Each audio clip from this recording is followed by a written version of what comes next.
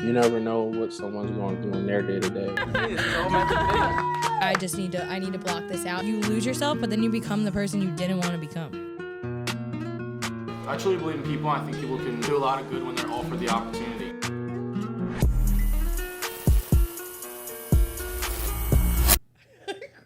Okay, we're rolling. Are we rolling? Wait, I wasn't ready. Okay, this isn't flattering. Is all I'm saying. This is good. The big 5-0. Okay. Also, I look like a little Amish boy. Speaking of Lynn. Well, you've been on for. Speaking of Lynn Cancer. How many episodes have you been on? You just realized? No, I'm kidding. Don't cut that. Cut. Ladies and gentlemen, welcome back to the Loft. Today's episode 50 with my good friend Meg and Cohen. Welcome, Meg. Thanks. Yeah, right? I can't take you seriously right now. The fam is in the building. The fam is in the building. I was just wondering, like, how are we going to be serious throughout this world? I don't know. Should we just hold hands?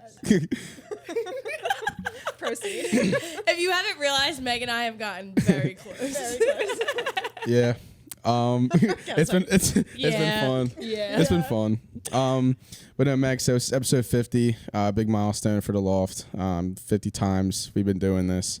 And you were episode 5. You were the very beginning. And it was funny because I went back and listened to it a little bit. And it was when we first met. And it was so weird because like you were talking about this Grace project, like that you were trying to start or whatever. And it was rolling a little bit. Then you're telling me to come out, and I'm like, oh, Kensington. I'm like, who? I don't know about all this. And then I think it was like, I didn't go for a little while. I probably went like a month after we had the pod, and then And then we can't get rid of you. kept budging me. Now I ain't going anywhere. Can't No, seriously, like it's crazy because I talk about you all the time in all the episodes, and Your name is dropped at least and how 4 times Love a throughout good an name episode. drop. Yeah, and how Plug her in. yeah, and how involved Pages got now, like, and even Dylan too. Like, it's just crazy how Full circle. it's come. She says it every episode. Every full episode. circle. I love that you did that in the last episode too. Yeah. Because you're like Paige says, full circle. And I was like, everybody saying it. And then we actually were texting in our group chat and Dill was like, yeah, I say this a ridiculous amount now. Like, so it's annoying. actually so annoying. Yeah, it's opened up Pandora's box. But I'm just excited to have you on. And I kind of want to like recap and see how far we've come, see how far you've come. Wait, I didn't know that was the first time that you met Meg, was when you bought her on the episode. He messaged That's me on insane. Facebook out of nowhere, and I'm like, who is this random guy asking me to be on a podcast? Stop. Mm-hmm. And then, and my sister came with me last minute. The rest was his. Yeah, it was crazy And because here we like are. And now he's on the board. Yeah, now I'm on the that's board so and crazy. Volunteer coordinator, fundraising committee, just, really in there. your calendar apparently. Yeah, my human calendar. Yeah, literally. But no, it is crazy because like I was on Facebook and I was looking for guests. Like I was on episode 4 at that point. I'm like, I don't know, I just want to get people on. And then I feel special. no. That came off so wrong.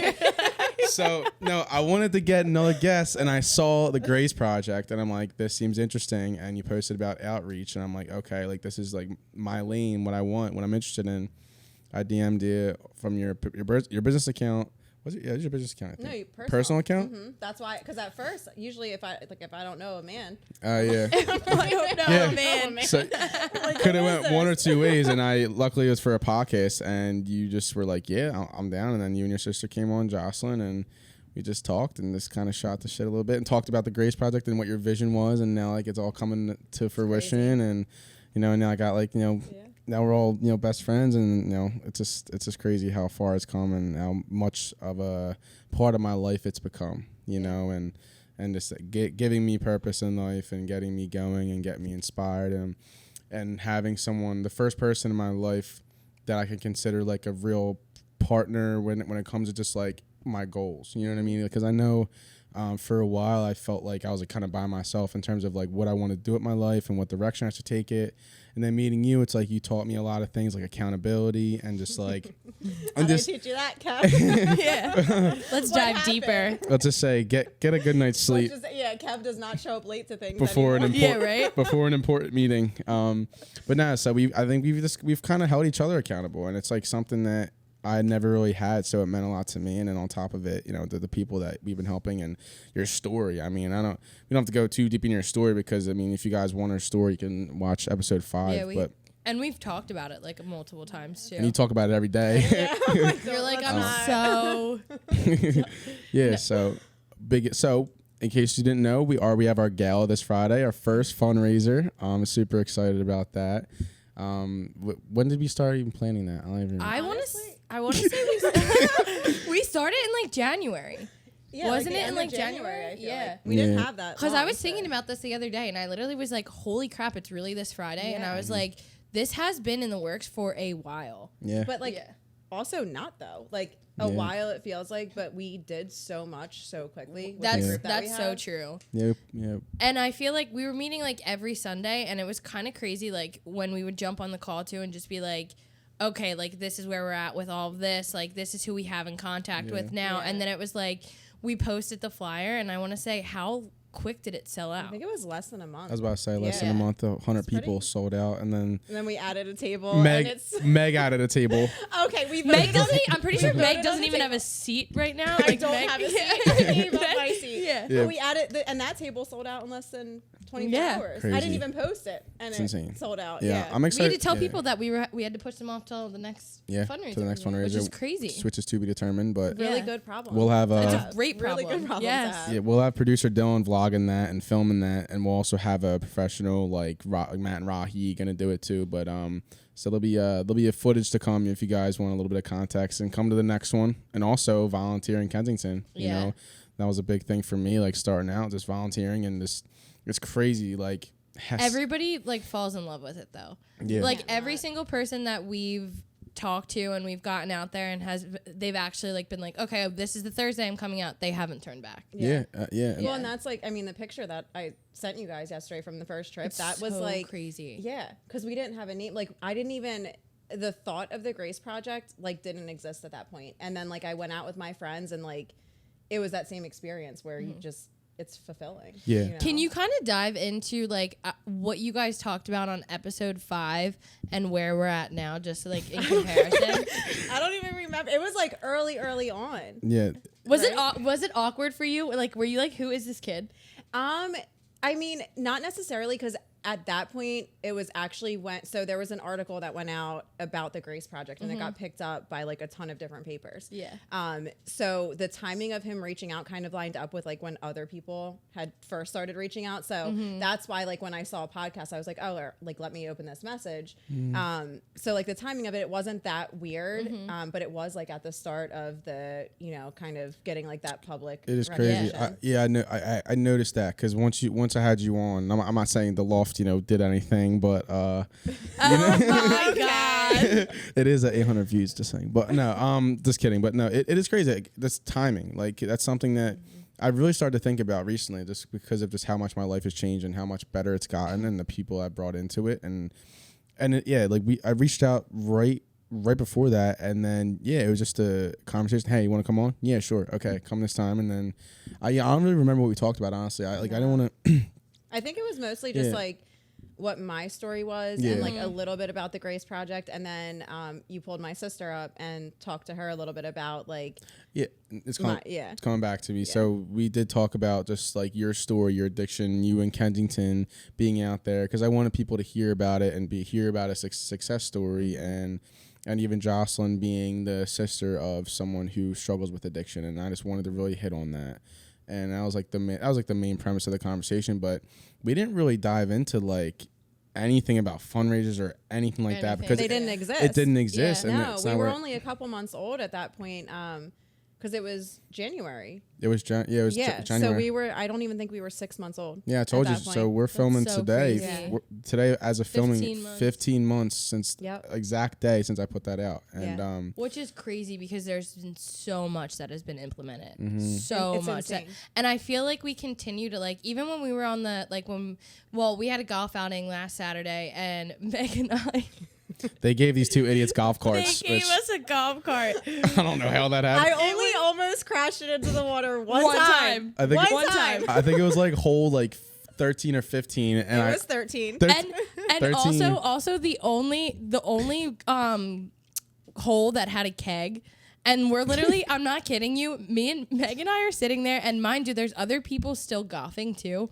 And Meg and I are looking, and this cart comes up, and I'm like, that's not one of our carts. And they're just sitting there drinking the keg, and Meg was like, we have to say something to these people. And I was like, literally, we would get stuck at this hole. That's like, so funny. Monitoring a Yeah. keg Yeah. of all things. I was just like, yeah, so I pulled by and see Like, them do too. you have a wristband? Yes, What are it you was like, doing? yeah, have a what, wristband? it was insane.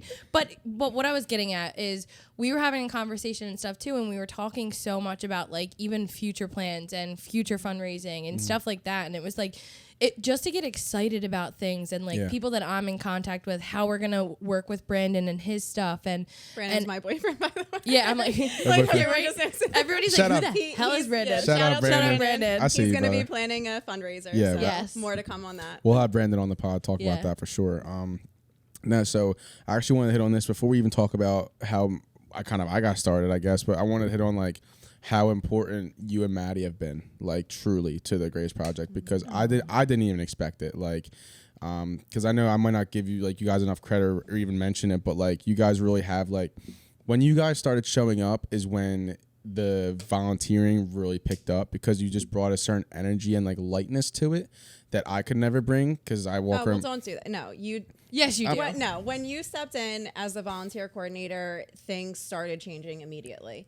And then we brought Maddie and Paige in, and immediately like they wanted to get more involved, and like the energy that they brought out, like it enhanced it. But you did a lot.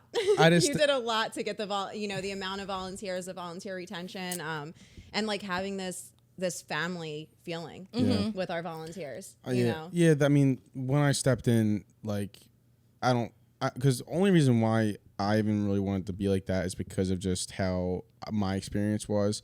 And it wasn't a bad experience, but I thought it could be better because no one knew who each other was. We just showed up, gave out like our chips and whatever.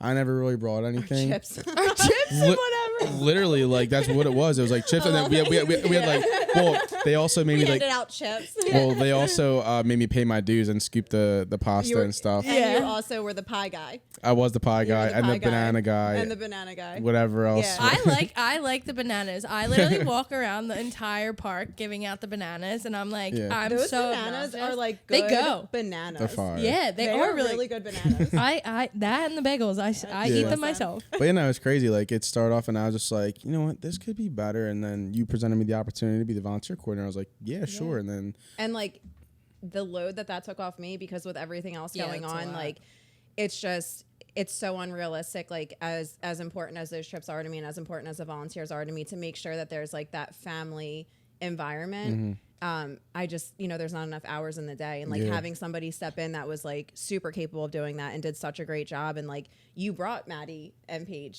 on, and that was like, one of the other best things that ever happened to us. Because between all of you guys, like I can't, I just can't picture It's it. one of those- All of you. I can't emphasize how much the family like feeling is though. Like Yeah. there is like we stress it a lot, and I think that people are probably like, okay, like we get it, like whatever. But like no, like we legitimately go all day long talking to each other, reaching out to each other, asking about certain things. Like I think that I am in 7 different group chats with at least you two. and it's like and the thing is, I don't even care. I emphasize it. Like we all emphasize it because you only know if you know, like when you're in, once you're in, like you're in. Like I remember like T like first got involved and was like, T. I love T. wasn't love sure T. if I should whatever. I'm like shut up, come on. Like we all talk to each Yeah. other like that too, though. Like that's genuinely how we talk. Like, and we all have each other's back. And the point is that like people start getting comfortable, then they start bringing something real to the table. Like Hawthorne is now like the decorator of the entire Yes, literally. gala. Like it's She's also hysterical. yeah, Oh she's my the God, best. yeah. Yeah. Maybe We have her. have such an amazing group. Like We really do. I Everybody's honestly so funny. I know everyone's hilarious, and like I could just hang out with like our Grace Project family for hours. Why- hours, without a doubt. months, Well, years. we have to give credit to our mystery guy who took us out to dinner after. Do you remember that? That was amazing. That was amazing. And it was really good, like to get us all together outside of just like the volunteer. that was the first time, I think. Can you it tell was that the first story time. too for the people that are watching, like exactly how that happened and Yeah. and that's true. That is the first time we really Yeah. got It out. was. It Yeah. was. That it was actually crazy. I was at Brandon's house, and this random number called, and I was like, who is this? And it was just it was this mystery man. Literal mystery man. And you know, he was just saying that he was looking for a nonprofit to donate to for the holidays. And he ended up sending in $1,000 check, and then he went further and was like, what do you do for your volunteer appreciation? And, you know, I explained to him, like, we don't have the funding to do anything, like, outside of what our programs are.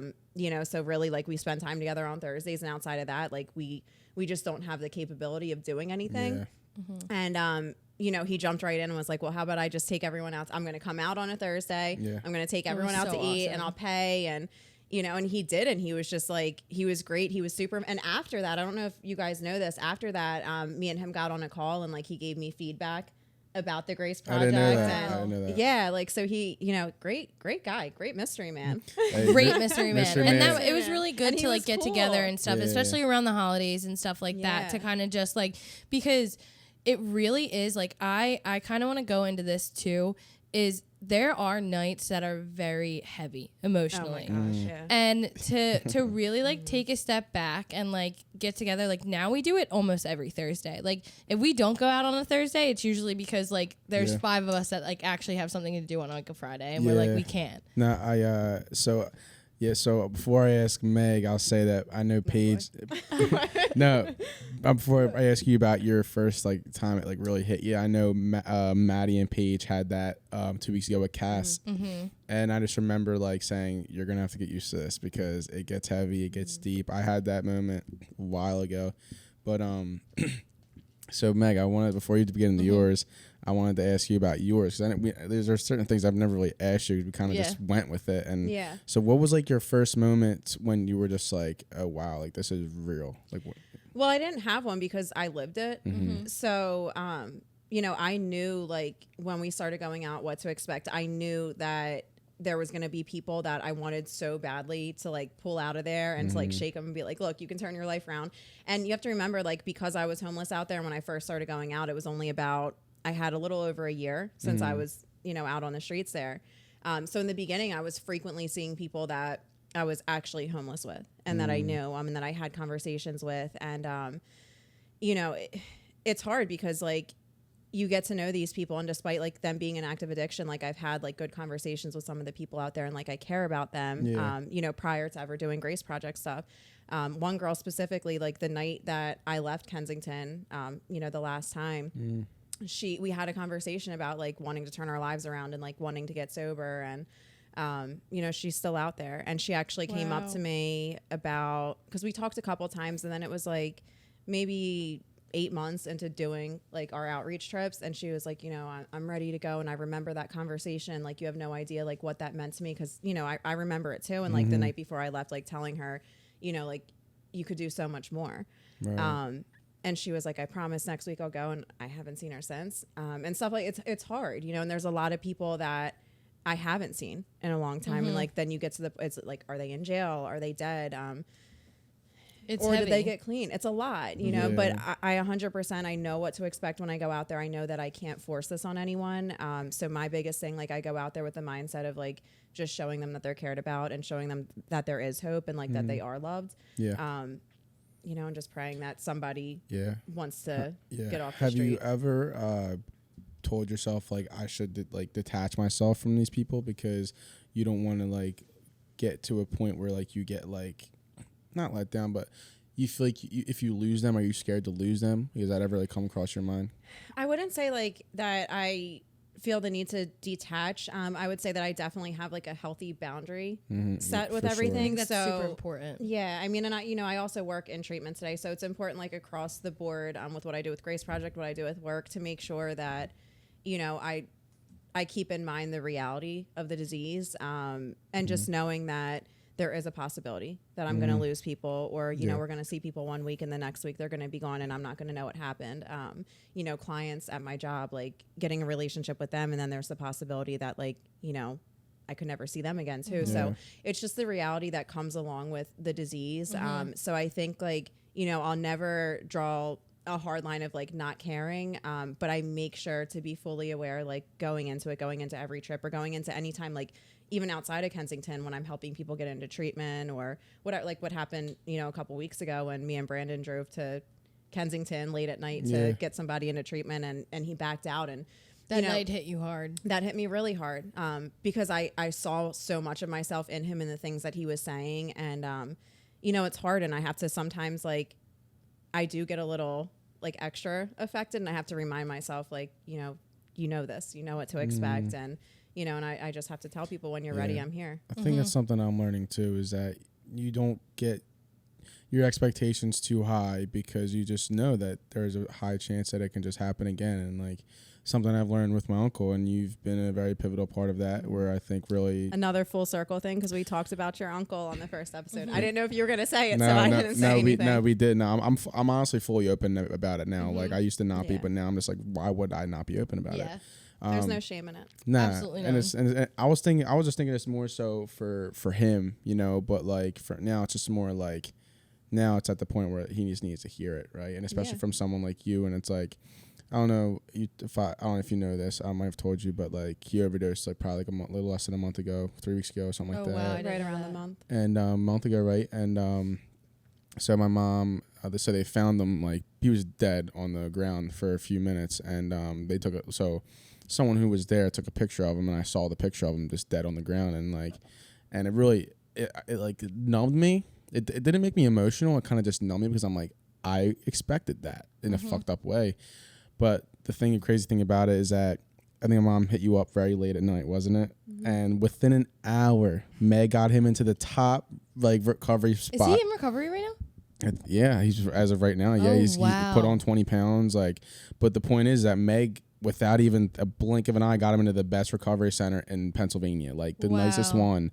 And that part made me more emotional than my uncle even overdosing, just because of the fact that like I feel like I'm at a point in my life now where there's genuine people behind me who support me, and like I said, Meg just without even batting an eye, just like, yeah, let's get him in there, like, and just pulled the strings that she does, as Meg does, and it's like that part really hit home to me, and I never really told you that, but like it really did, and my mom too, and I think that's when my mom realized like she can start trusting me with like my choices and my decisions. Like I straight up told her today, I was like, I'm not happy with my job. She's like, Kev, I trust you. Set up a plan, get a new job. I'm like, okay. I'm like, usually my mom's like, nah, Kev, you need to like, blah, blah. And then like, but now she's like, Kev, I trust you. And I think it's because of the people I've. That's such an amazing feeling too, because like I get that from my mom now too. Like there's no doubts anything. I was just talking about it earlier.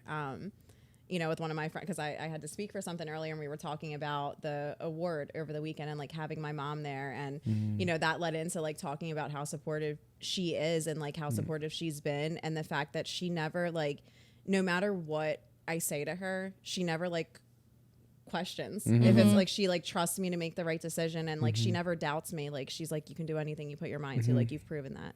And it's such a cool feeling. It's your conviction. And and on a personal note, I think that's what the gala kind of means to me, because on my wall I had a bunch of like notes and stuff on there and my goals, and one of them was to have a fundraiser, and it was just in any way possible, and like it's happening this Friday, and it's like because of what was built and just the relationships that I've built and the people I put myself around, and it's like and that's why the video meant so much to me, and I want it to be good. I want it to be perfect. I know I'm gonna bawl my eyes out, and that's why I'm not showing it to Paige before Friday. I'm going to bawl my eyes out over this. But yeah, that'll be out. That'll probably be out on Saturday. It'll be called "Welcome to the Grace Project," and it'll be an introduction to what we do and everything that the Grace Project is about, and Meg's vision that has just become to fruition, and it's grown. But yeah, it's nice. Like I said, I just can't stress it enough. And I mean, I don't even know. Like I know Paige, you just kind of got involved, but like jumped right in though. I'll say this: she found me, so she reached out to me. That's how she became like the co-host of the pod, and like just because of like her willingness to reach out and meet new people, and just meet people, like-minded people. And I think that's the most important thing too, is that like just surround yourself with this like-minded people, and then you like now us and even Maddie too, like just putting yourself in around like-minded people. It's just like it's just everybody It's just kinda- goes up together and it happens so fast. It's kind of crazy too, because I don't think I've ever really like, I think I've kind of breezed over a little bit of like how me and Kev met and stuff, like when we were at the golf outing and everything. And I honestly might get emotional even talking about this, but like even you guys saying like your parents, like it's such a good feeling to like have their blessing and be able to back you and just be like, I absolutely like trust your decision and what you're doing. It's like, I genuinely like, I kind of always been independent and I've always wanted to give back. I've always been a nice person and everything, but I had a lot going on with addiction within my family. And like Kev knows a lot about this, but I can probably count off like my hand who's actually sober in my family. And I really don't have that parental figure that like backs me. And I really lost myself, like went through a terrible breakup, like had everything in my life hit me within a month span of like reality and like what actually was going on behind closed doors within my family. And it broke me down and I really lost myself completely. And when I reached out and like you guys say, like I dove right into it, it's because I finally, for the first time in my life, like saw something that I was passionate about, and like you guys held my hand throughout the whole process. Right, I will. I'm looking down. I'm literally looking down because I will cry right now. But like when you guys say that about your family and stuff, like the thought process that goes through my immediate head, like my head is just, I have that from you guys. Oh my God. Love you. I love you guys. Paige.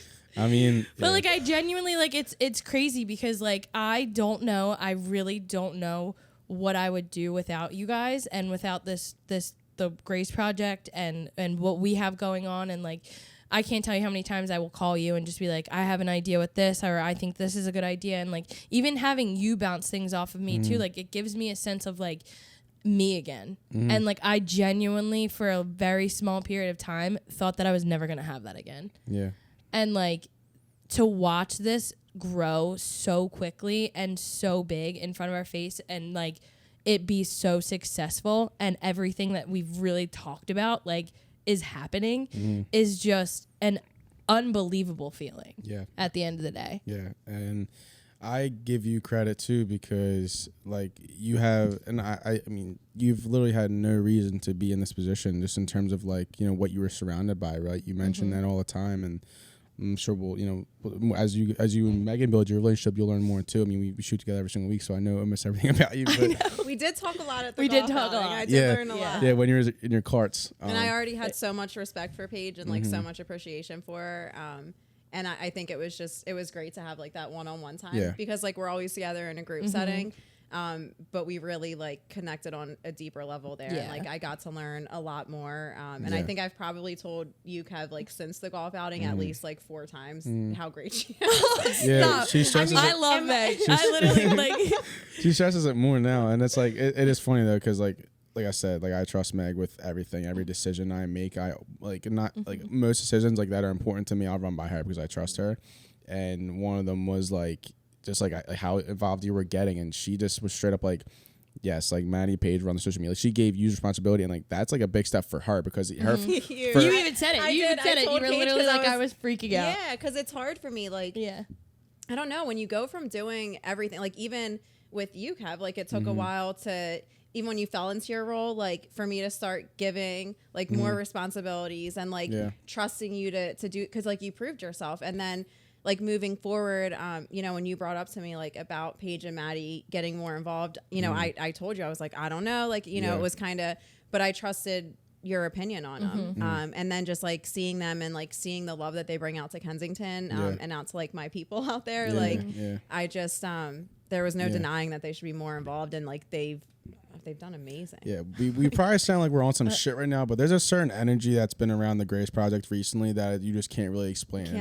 You really can't put it into words. It's every volunteer that comes in, whether it's May or Allie, like any of the new volunteers that's just been coming in, like it's just everyone is just so appreciative and just wants to be a part of it. And it is crazy. Like I do believe even Kelsey and her mom too. Like Kelsey. Shout out Kelsey too. Yeah, Kelsey and her mom have been huge and stuff too. And like, it's just it's great too when you walk away from the night and like even like the next morning on a Friday you get a text message from like, because like I knew May from college, I knew Allie from college, I knew Kelsey from the neighborhood growing up, and like I knew her mom and everything, and it's like these are people that came back into my life too, and like it's just wild to see how willing everybody is to give back, but then have like a text message on a Friday and be like, I'm so happy that we got involved. We got Lena, Tristan,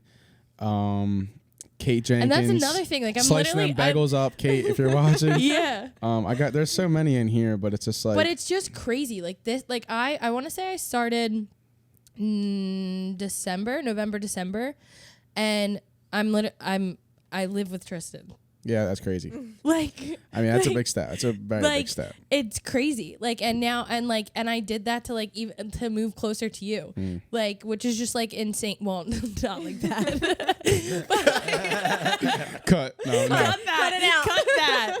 No. But like, I mean, like, I just have so much like going on here, so it's just crazy to like see what my life was 6 months ago and what it is now, and like watching it continue to grow. That's why I always mention too, like just to people, like whoever I'm talking to, honestly, just to mention, like even to myself, like track your progress, and like you don't know how much your life can change in 6 months. I mean, she's a perfect example of that. Like, you know, hearing what you've been through and everything. Wait, so I don't even think. Sorry to cut you off, Kev, but I don't think that Meg. I do this all the time. So this is crazy, and I don't want to get too involved with this topic because there are things that like are going on behind closed doors and stuff. But you're scaring me. I know what. So when all of this stuff happened, I went on an absolute manic episode. I was in psychosis, off of Adderall, didn't sleep for 7 days. Literally went to New York City because That day, Portnoy. Yes, but I literally went into Barstool headquarters, like in a psychosis. Are you kidding? I swear to God. You didn't tell me that part. Okay, so, but now I'm actively like talking to somebody from Barstool about getting involved in the Grace Project and stuff like that. He went in there in a psychosis. Yes. I'm dead. I never told him this, so like I'm hoping to God like he's like Dylan. But what do we do? But cut it out. Cut it out. But isn't that crazy? That's to insane. like watch how like and I didn't do that in regards to like I wasn't like crazy like manic or like I was manic. But like I literally needed a phone charger and Dave Portnoy walked by me, like the head of Barstool, and I was like, I need a phone charger, and I kind of was just like I need a phone charger. That and like to be completely honest, like I needed help. Like I genuinely needed help, and but to see that 6 months ago.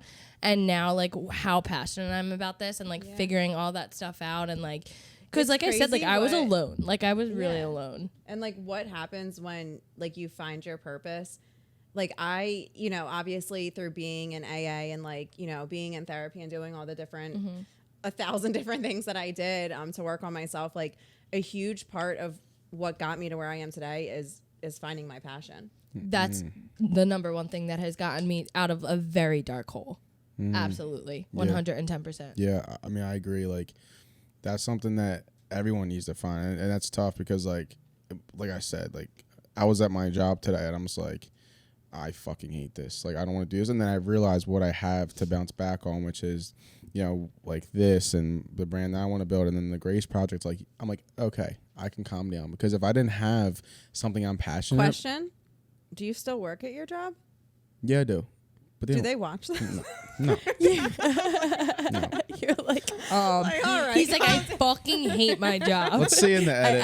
I'll see if it hate. stays in the edit. But long story short, fuck. I guess I want to fired. Nah, so long story short, like I just like it is super important to have a passion. And when did you realize, Meg, that the Grace Project and first of all, for people who may not understand, what is your passion? Like, what are you passionate about? Helping other people.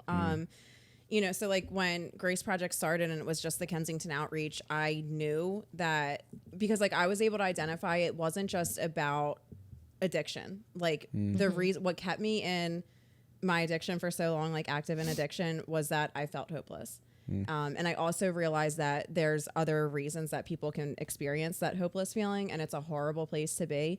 So that being like the core of what kept me out, that was what I wanted to focus on. Yeah. So like that covers addiction, it covers other things as well. But just like being able, because, you know, my story is that a complete stranger showed me kindness, and that was what I needed to restore a little bit of hope and like find faith. Yeah. So like trying to recreate that experience for other people, and then like on a grander scale, inclusive to more people. That's my passion. I think it's really nice. And I know Susan asked me about this too when I was when we were swapping, like giving her the baskets and stuff for Friday.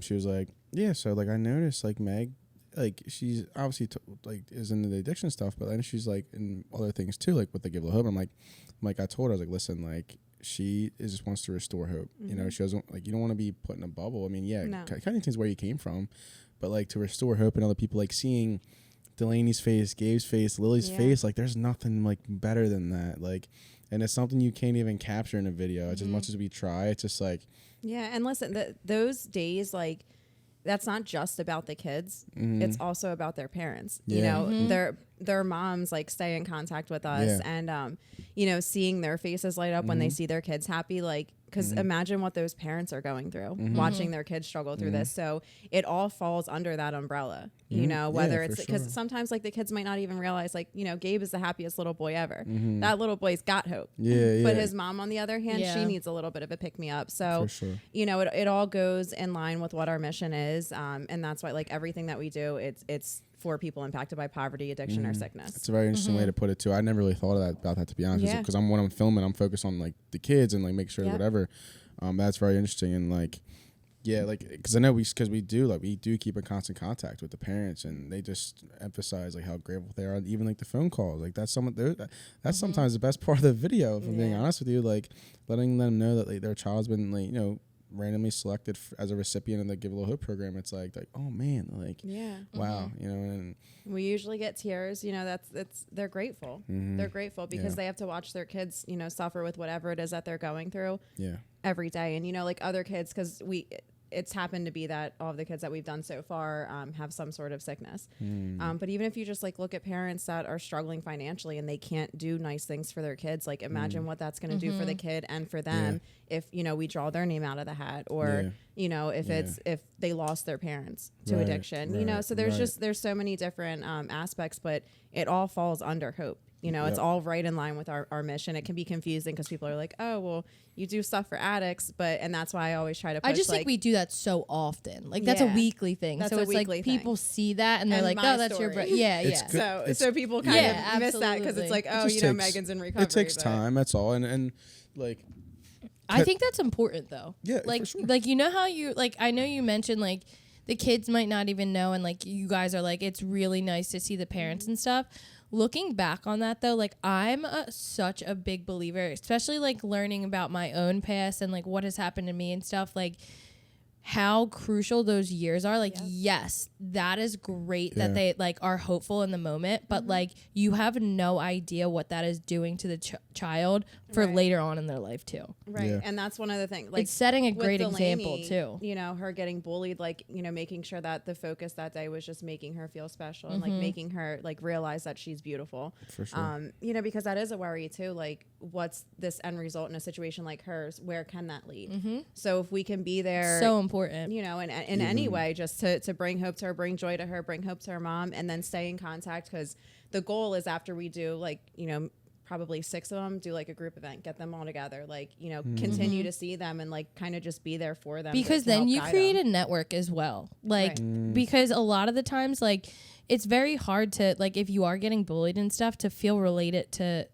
another person like going through something like that as well. So I think that that's going to be amazing. And it turns the kids that may never have had that chance into an inspirational figure, because they are, like, we're just a vessel. Like, it's just all, it's just showcasing who these people are, so they can inspire others and inspire themselves, and then and their parents, you know, will like show these videos to their friends and family, and just rally around that person, you know. It all goes hand in hand with passion too, I think, because like at the end of the day, like you just said, somebody random is the person that helped you and restored hope with you. Like, as children and stuff, like to look back on that and just say like, hey, like that was a crucial moment in my childhood and something like that might lead to them finding their own passion and being able to restore that for somebody else. And then, and it just follows. It's like a domino effect. Yeah, that's the goal, right? That's the goal. We want it to get bigger and better and more, you know, like who knows, the sky's the limit. And that can lead back to even growing Kensington too, because that's just something that,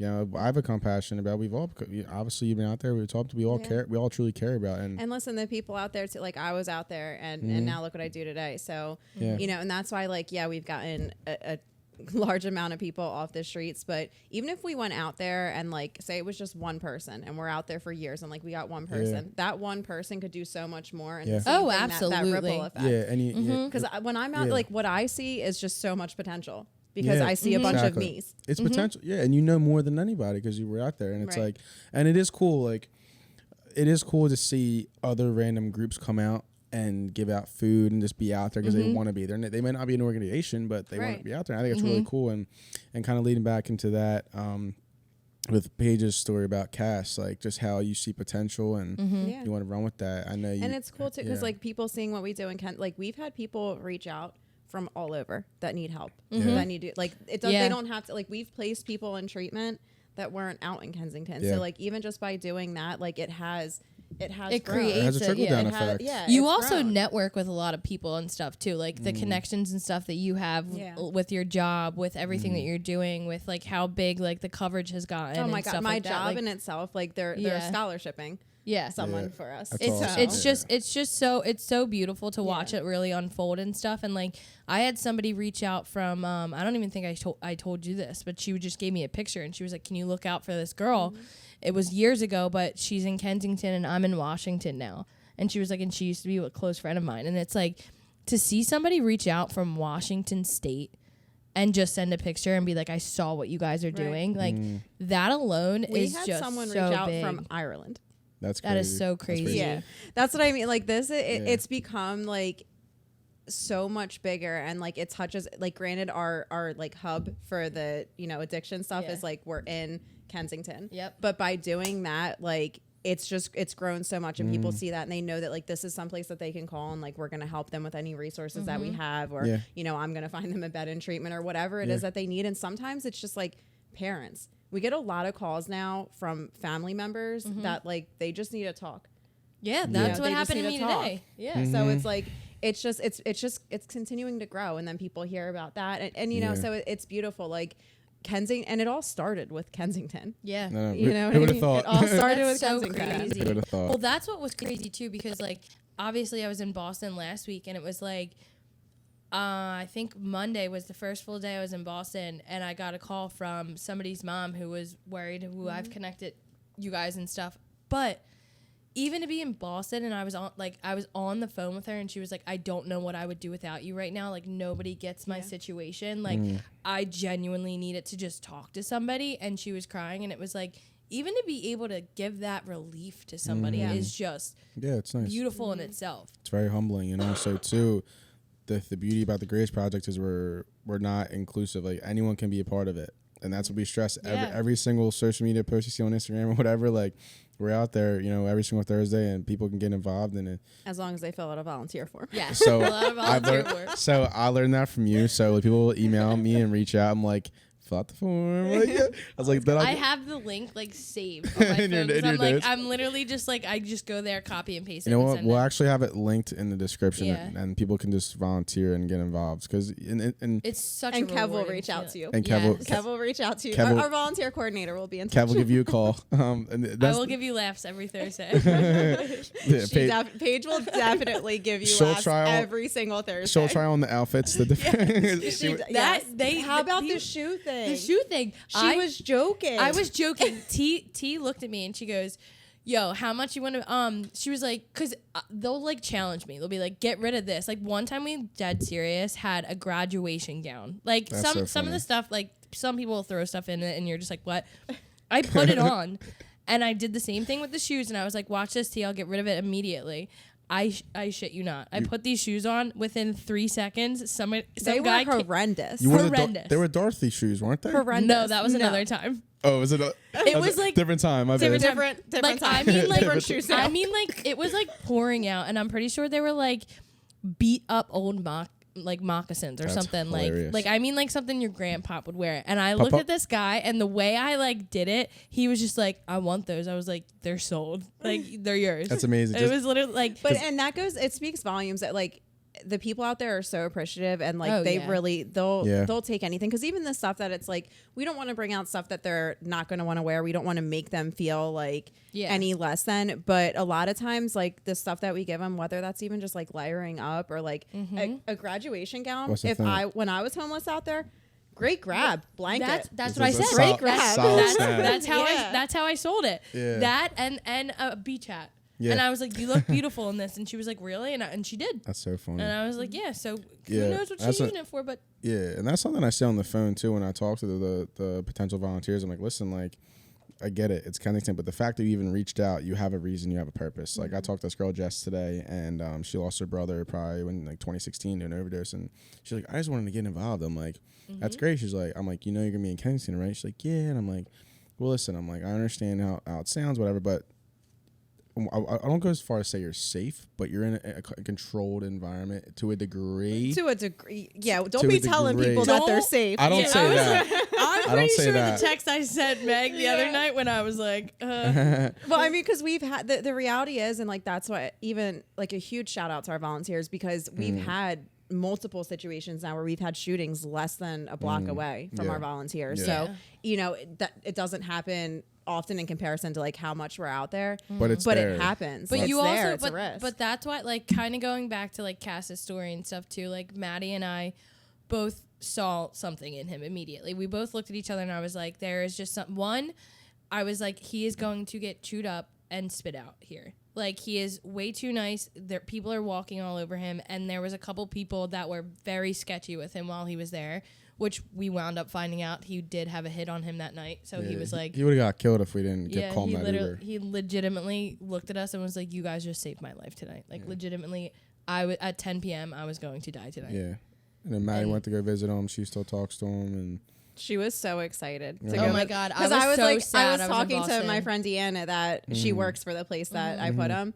And I was like, you know, like she'll jump on the phone with him, but like she really, if we can get her with him, and she was Yeah. like, we'll make it happen. That And, made they me- did. And Maddie was like, I'll leave work early. Like she was like so She- ready to so go. they- She every day, like any update on him? Any Yeah. update That made on me him? so They happy. FaceTimed me. They FaceTimed me, and Cass goes, "You look like shit." I was like, "I'm so sick right now." That's Like, so I'm fun. so sick. I thought you were asleep in the meeting yesterday.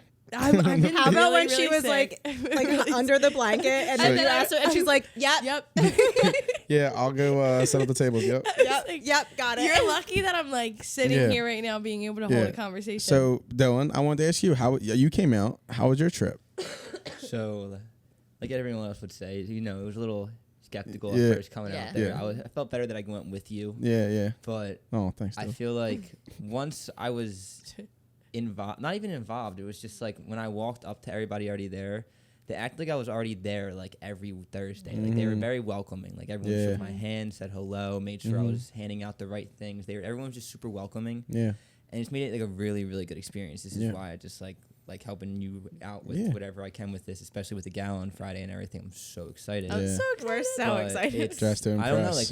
like you guys said it already, so I just don't want to be a broken record, but like it's like a family thing. It's like I barely knew these people, but they were like they act like they knew me for Yeah. years at that point. Yeah. the greatest part about that too is like I know that we stress like we kind of act like a family. I mean, we totally do, but the people that we meet out there too like genuinely respect us and like genuinely treat us with like so the grateful. yes, They're they are so so grateful. grateful. Like Yeah. even the other night, like with the whole casting, there's a couple people out there that like are not willing to go, and we create bonds with them just to make sure that they know like this is an outlet. We give them our cards, we like they have information and stuff. But like remember like Dev was rapping like Yeah, and was yeah. laughing, and he was like, dude, I feel so like I just feel so much lighter now. Like Yeah. and Yeah. and he was aggravated like before that because I was literally like, Yeah. Dev might do some crazy shit. I was like, I'm Yeah. watching him, but like he literally said he was like, you and Maddie calm me down, like, Yeah. and I feel a lot better. And like we made sure he got a plate of food and stuff, and he wasn't looking too good this week Mm-hmm. and stuff. And it was just like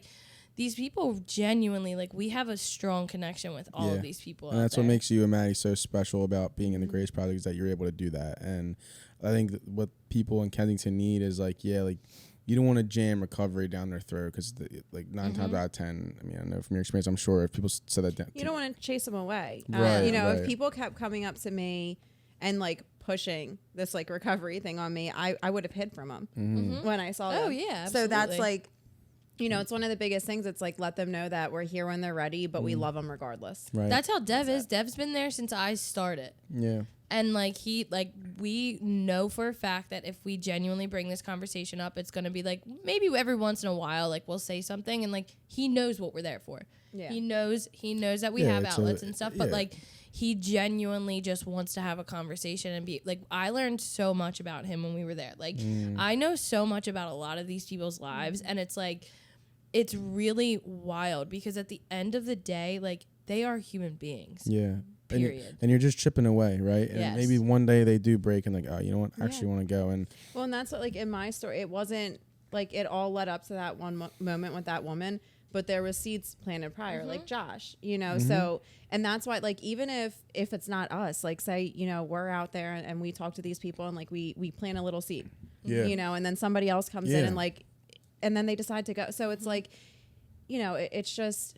yeah, No matter what, like, there's value in connection, whether they go then or like they don't go at all. Either way, like, even if they decide to never get off the streets, like, they're still, like, you know, like Paige said, they're still a human. yeah. So for making sure that they feel like loved, at least in the time that we're out there, and like, you know, showing them, because I know when I was out there, like, I'd walk into a store and like people are looking at me sideways, like, you know what I mean? So, and it's just not a good feeling. It's not a good feeling at all. And like, and you just start feeling like less than and less than, and you know, they're people. Yeah, and that's how I feel about my uncle too, because I know he feels like that, you know, when he comes to the family parties and shit like that, where he just feels like, oh man, they're looking to see if I lost weight or whatever, and it's like, Totally relatable. yeah, so yeah, and it's I don't know if I told you this, but I was driving. It's probably I think it was a few weeks ago.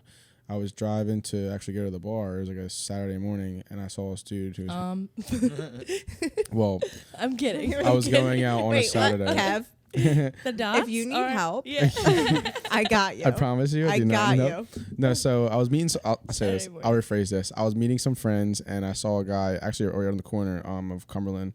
He had a sign saying he needed food. He was homeless, and something told me, I was like, you know what? I drove past him. I was like, you know what? Something doesn't feel right. I turned back around, and I said, yeah, can you pull up to that gas station and walk over to that gas station? He's like, yeah. So I went over, sat and had a conversation with him. I didn't give him any money, nothing. I just had a conversation with him about his story, and he was just telling me he's like ashamed about his situation because of his family and what they think of him. And I said, listen, like, I understand where you're coming from because of my uncle, and I just want to say, here's a card. Here's a Grace Project card. I said, what do you do? Like, what's your career? He's like, I used to be a mechanic. I'm like, listen, if you keep this card and you get better, you get into a shelter or whatever, you call me. He had a phone. He's like, you call me, and I'll help you with whatever you need. And I said, but I need you to put the action in first, because I'm not going to go and, you know. You can't make anyone do anything. So, Yeah. and I said, listen, my uncle Mark, he struggles with that, and I understand with the whole family situation. He's like, it's funny you mentioned my name's Mark too. And I was like, damn. I was like, I knew I had to pull you to the side for a reason. So they said it's been a few weeks. I still haven't heard from him, but who knows? I gave him that. I planted that seed, right? And I learned that from the Grace Project. You know, not because like the old me would have been like, I need to take you to recovery right now, and I'm like, and he would have ran away. I would never see him again. But instead, I just, hey, here's a card. You know, if you want to call us, you can. You know, it's just being that resource. And if You don't realize how much people like take away from that stuff too. Like It means a lot. The woman that Josh and I helped out and stuff too. Like she still texts me to this day, and she was like, it's nice. "You have no idea what you planted in my head after making me feel like a human being again." Right. It's nice. And it's really nice. Like it's crazy to see how much it really does affect people. And like the more you do it and the more you see it reciprocated and people reaching back out and stuff, like it just drives the passion even further. Yeah. But yeah, so like I said, we would love for you guys to get involved. I mean, we're not like we want the goal also is just to get I want people that I know involved. Like I've always wanted that. Like I've like, you know, when I got involved, I was like, how cool would it be for someone to see the Grace Project and be like, hey, I want to be a part of that. Yeah. And when it happens, and when like, for example, you and Maddie, and it's just like, it's a nice feeling that just, I want people to start like caring about helping others again, because I Yeah. feel like we've gotten to a point where we've become so selfish with each other, and like COVID, I feel like completely switched all of that. I know it switched me mentally, like completely, like.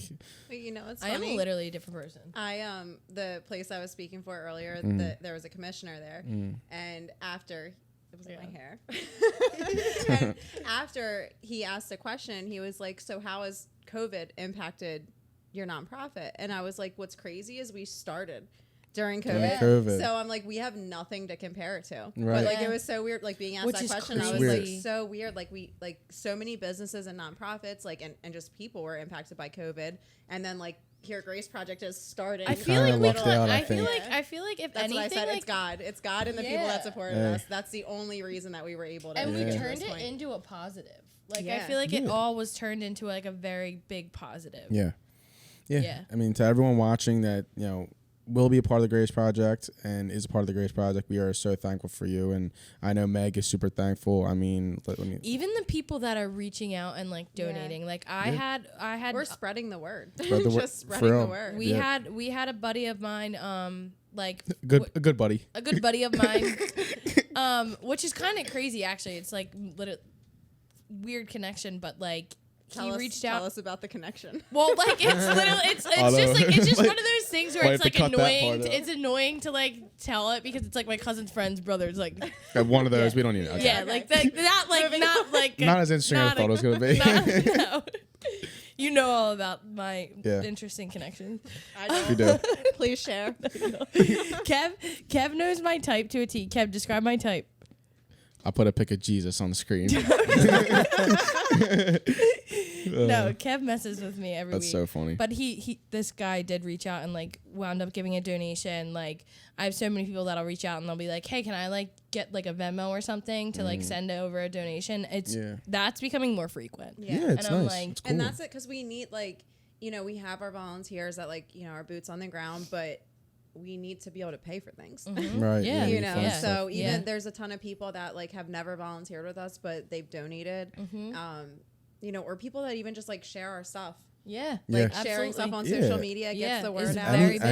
anything. it all plays into it. Yeah, for sure. And it doesn't have to be any crazy amount of money. It doesn't have to be, whether it's $1 or $5. When we have it on the website, what your donation can do. I think we should push that more though, just because like as we do grow and stuff, and as we see like it's becoming like nicer out and things like that, and like deodorant and hygiene stuff, and like having that stuff down there really makes such a huge difference. And it's crazy. So I mean, I don't know if Meg can obviously chime in on this, but I feel like when I first started getting involved, we didn't really have anyone. I know we've actually talked about this, saying we had a lot of people that were in and out, like not consistent every week, and then there were some weeks, like there's been weeks where it was just me, you, and my mom. Yeah.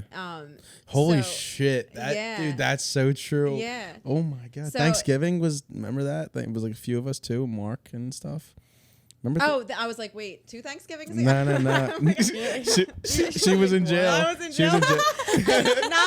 Listen, I was sober and I was on drug court and I missed a call-in. I was speaking for a meeting and I missed a call-in. So I had to spend I think it was my first sober Thanksgiving in jail. Our founder was locked up. Yeah, they were out there though. Locked up, won't let me. 3 days.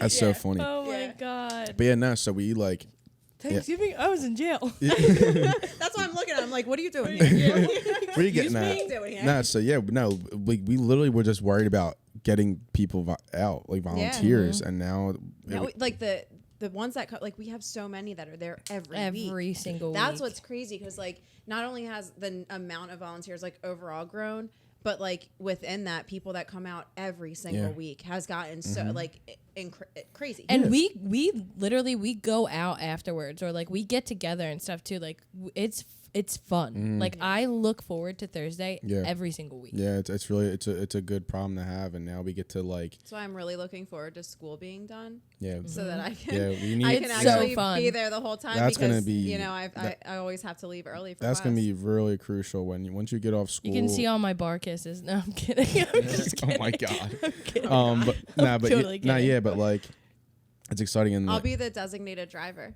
Yeah. I think because like most of our volunteer, it's funny because when we first started, it was like everyone in recovery. Yeah. And now I'm like one of a few people that are in You're like the recovery. minority now. Yeah, so it's fine. Like I'll be you guys' DD all the time. Well, that's another thing too. Like, you don't have to be in recovery to want to like spread positivity or No. give hope. And I think a lot of people get that twisted. I know. Well, so Grace Project initially stood for Grateful Recovering Addicts. At first, it was caring for each other, and then I switched. I took the each other out and switched it to everyone because again, it wasn't just about other addicts. And I took the acronym out completely. If you look at our first shirts, they had that under it, and I took that part out because I was like, this isn't just recovering addicts and alcoholics anymore. Like, this is family members or people that like are friends of somebody that was struggling, or people that haven't been touched by addiction at all and just want to help others. People want to help others. Yeah. Which is a huge thing, and I genuinely do think that a lot of people are like, I don't get that. Like sometimes like I'll feel funny if I'm like, oh, we go out after Thursdays and stuff like that, and it's kind of like, okay, you were just dealing with addiction and like whatever.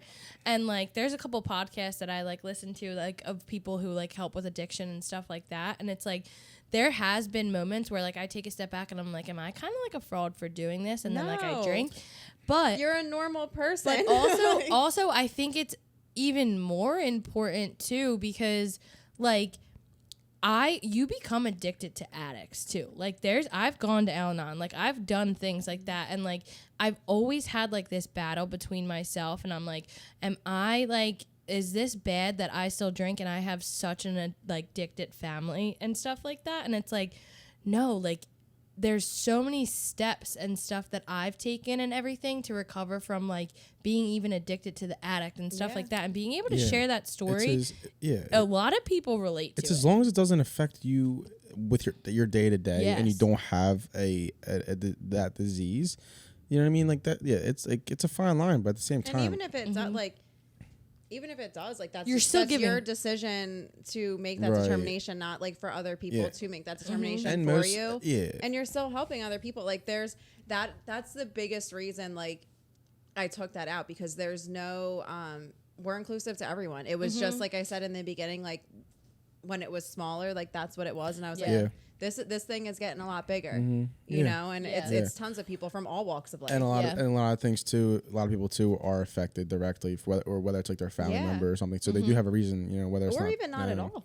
You're right, exactly. You know? Yeah, we have a few people. There's a few people that aren't affected at all that just want to give back. Yeah. Well, yeah. I mean, listen, Meg, is there anything we always try to end off with like tips or advice like, to someone in recovery? I have to ask, like, what's the first step? What's the first step for someone who genuinely wants to be in recovery? I want to phrase it. Who wants to get clean? Because I know, you know, who's still using. Or someone who's still using. Yeah, taking suggestions. I mean, it's a lot of like what keeps people out is fear mixed with that hopelessness, like so not thinking that they can do it, and then like fear of, well, what's my life going to look like without putting a substance in my body, and like how am I going to cope, because like we don't have coping skills when we're using. So like taking suggestions, talking to other people that have done it, and realizing like at some point you have to go through it, whether that's you're going to end up dead because of it, you're going to end up in jail and going through it there, or you go to treatment and like you detox comfortably. So and that's the one that I recommend. You know, but it's just you have to be willing, and you have to listen to other people, and that's why, you know, the last time around, like I took every single suggestion and did more. Right. You know, I did absolutely everything that I could. But like above all else, just know that like they can do it, because if I can, literally anyone can, because I'm nothing special. And like I was horrible, like 71 treatment centers, you know, homeless in multiple different states, in and out of jail, and you know, I've become the person that I am today. And I'm proud of that person. Like I'm a good person. You know, and I didn't know that about myself. And I was too scared to even find out who I was without drugs and without the excuse of this addiction. Yeah, and you are very special, and I am very proud. Very special. I am very proud of you, Meg. I'm not special, guys. I have a passion. Every time you talk about that and stuff too, though, like I get like teary eyed, because I think about, and I told you this at the golf outing as well, like they shared your story like at the rehab that I like packed my mom's bags for. Like when I told her like I'm working with Meg, she was like, wow. And like I think that even planted a seed for her too. Like it's wild. You because didn't tell me that.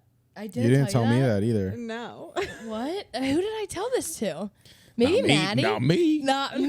Not me. No, I might have been Maddie. Yes. Wait, what? They shared your story at Living Grin, and my mom was in there, and I like told her all about this. The last treatment center I was in was in Living Grin. It was also the first, and I just had 69 in between. So my dad's when he originally got clean, he was in Living Grin, and then went back to Living Grin. My mom went into Living Grin when she was like clean for the longest time, and then I literally found out on my way here too that she's in the hospital again. So prayers for my mom. Prayers up. Prayers up.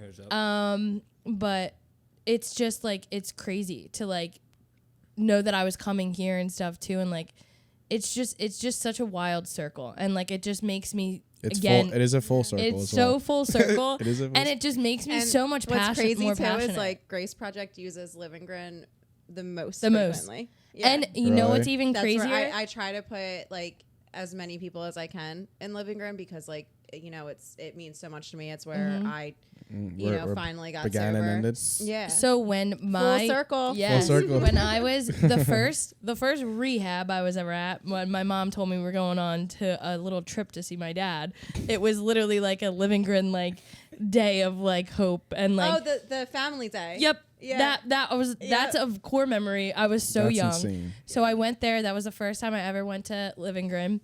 Majority of my family has been in Living Grin. My cousin is now on his 76th rehab trip, and it was in Living Grin. Oh, wow. Yes. It's insane. And 76. So hopefully Let me talk to him. Yes, you need to talk to I him. will talk to him. Good friend. And what else? And what's crazy about this is I moved right after college with 3 of my good girlfriends who all had like parents with addiction and stuff. And one of my closest friends still to this day, she lost her dad to an overdose and everything. I watched her go through schooling. I watched how much addiction, like how passionate she's been about it. And she's now the director at Living Grin. Insane. That's so it's sick. so insane. I met her at Ashburn, right? Yep. Yeah. Yeah, she's awesome. Yeah. And I'm going to start. I haven't even told you guys this yet either because everything is A lot of there's stuff. a lot of stuff.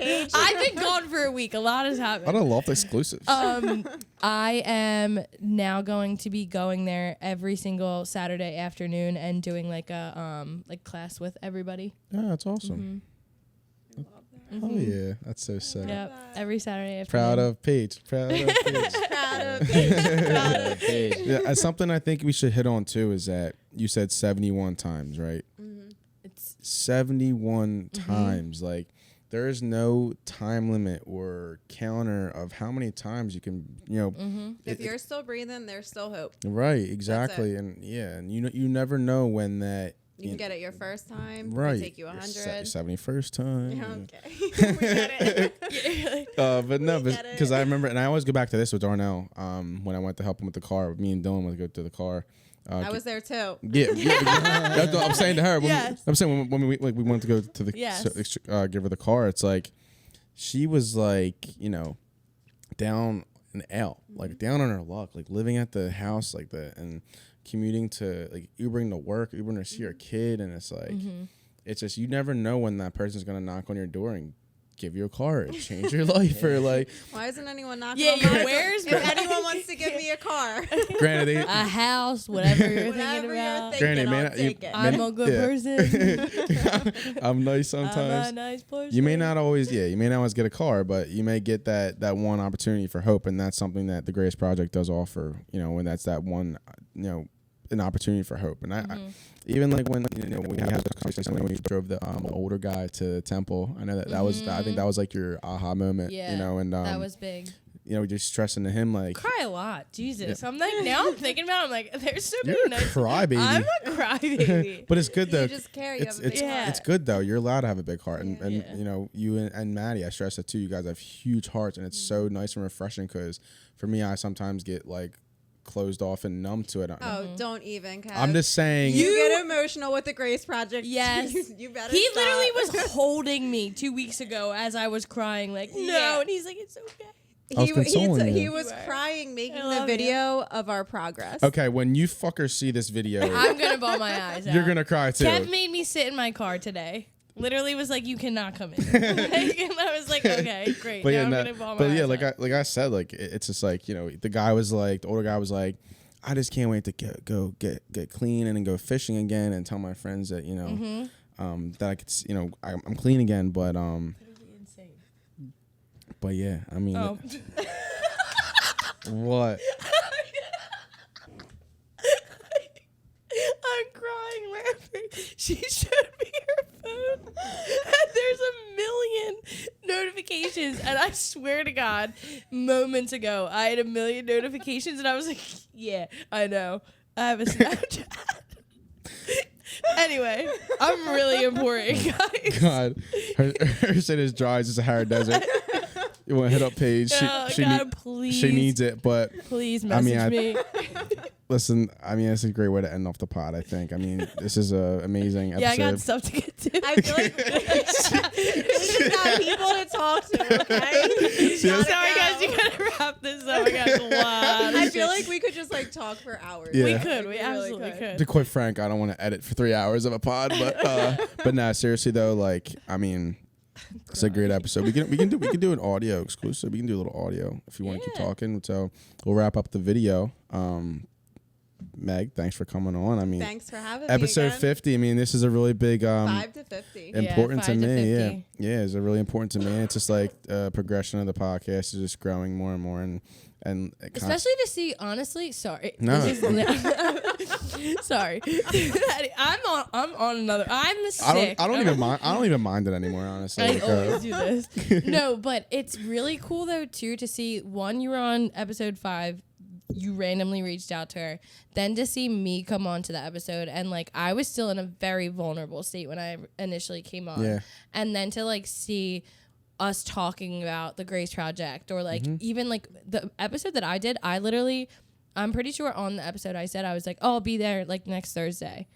And like I literally from that Thursday, it is very weird. It's very insane. It's crazy because like when I had you on, I didn't even know you, and it's like now I had you on, I didn't really know you either, and then it's like now it's like can't get fucking rid of these people, man. But like, We can't get rid of you. Yeah.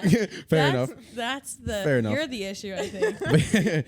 but yeah, no. So so like I said, I mean personally, I'm so thankful and blessed, even to have Dylan, dude. Like shout out, like thank you, Dylan, for just showing up and giving me your time, and like I said, like.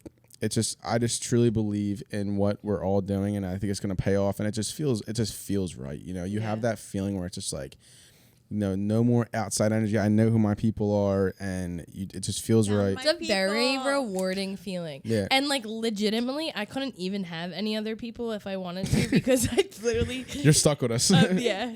Nah, but and it's crazy too. Like, and I do like want other people to find that too, and that just happens by finding something you're passionate about. Because fill out a form. That's a great callback. Solid callback. It's a great. Yeah. If you want to be friends with us, fill out a form. Screw everything I said. Just fill out the form. That's how you find your passion. All right. But yeah, this is episode 50 of The Loft. I'm Kevin Nichols, Paige Pullman, Megan Cohen. Peace, guys.